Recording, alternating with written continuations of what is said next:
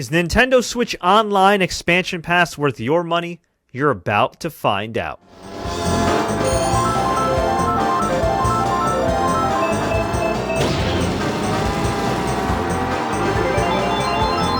What's up, everybody? This is Fred Richani of TSC Gaming here to give you guys my thoughts on Nintendo Switch Online Expansion Pass. If you're new here, please consider subscribing. Nintendo Switch Online is the official online service of, well, Nintendo and the Nintendo Switch, very similar to Sony with PlayStation Plus and Xbox with Xbox Live Gold. Now with Nintendo Switch Online, you can sign up for $3.99 for 1 month, $7.99 for 3 months, or for 12 months, $20 a year, $19.99. Now if you go with the expansion pass, you can sign up for up to 12 months, 1 year, for $49.99, $50. Now, if you're wondering from the beginning how to sign up, well, it's pretty easy. On your Nintendo Switch, you can go to the eShop.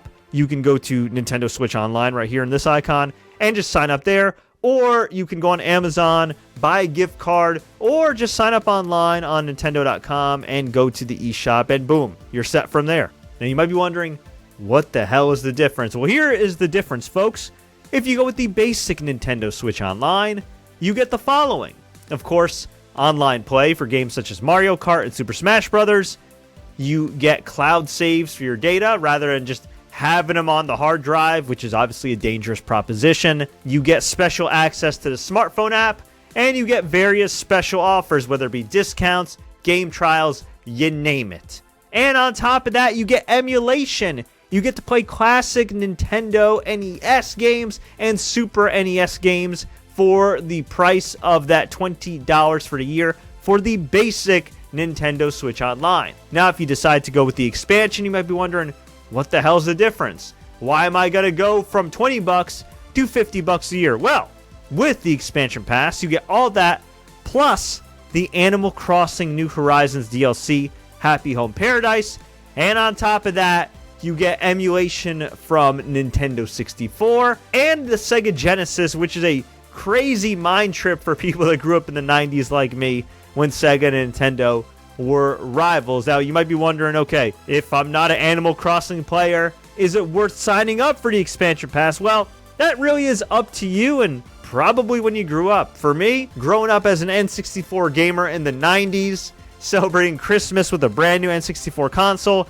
this brings back fond memories. Now, here's the thing. This is still relatively new, meaning that some of the games that are offered on the Sega section and the N64 section are a bit slim pickings right now, whereas with the NES games and Super NES games, they have a decent collection overall. Now, keep in mind, while the N64 was around for a few years, they only had, give or take, a little over 300 games in the whole library. So I get Nintendo not wanting to overload things initially, but still. Now, at the time I'm recording this, we are set to get Banjo-Kazooie added to the N64 section, which is pretty cool, but here's what we also have for now. Paper Mario, Dr. Mario 64, The Legend of Zelda Ocarina of Time, one of the all-time great games, Mario Kart 64, Mario Tennis, Winback, Super Mario 64, just incredible, Star Fox 64, you remember that? Sin and Punishment, and Yoshi's Story. So not a bad lineup right here, but it is slim pickings. Now, some people have complained, and justifiably so, about how these games run. I haven't had too many issues, but if we're keeping it real, the N64 controls and controller have not aged well at all, so it can be a little awkward. Similarly to the NES and Super NES, you could play one-player games, you could play with your friends, or you could play online as well with up to 3 friends, which is pretty cool for games that are applicable. But look, if you're just into nostalgia, if you want to relive your childhood like me, if you play this handheld as well, it's pretty fun. I can't complain. Now, I think there's less of an excuse for Sega Genesis to be slim pickings, considering the Sega Genesis, I believe, had more games, or at least just as many games, and yeah, it's kind of weird right now with what you get with the Sega Genesis section. Now, keep in mind, for Sega, for NES, for Super NES, for N64, you have to download the apps via the eShop, which is pretty easy to find. Now, here's what you get with Sega. A few more games, but nothing crazy here. Altered Beast, Dynamite Headdy, whatever that is, Sword of Vermilion, Thunder Force 2. Apparently, they couldn't put Thunder Force 1. Toe Jam and Earl, Golden Axe, Echo the Dolphin, I remember that. Dr. Robotnik, Contra, Castlevania, Gunstar Heroes, Musha, Phantasy Star, Rye Star, Shining Force, Strider, Streets of Rage 2, Sonic the Hedgehog 2, but not the original Sonic the Hedgehog. Makes no sense here. And Shinobi. So, yeah, it's okay. Not spectacular. Keep in mind some of these games have not aged well, but again, this is for people like myself in my age range that kind of grew up on these retro games. And hey, maybe if you're a younger gamer, you'll want to check them out as well. But if you are not an Animal Crossing gamer, if you don't really care for the retro games, let's keep it real, some of y'all are emulating via alternate means. Not saying anything one way or another. Maybe the expansion pass is not for you. And if that's the case, then you might just want to stick with the basic Nintendo Switch Online, which is pretty affordable at $30 for the year.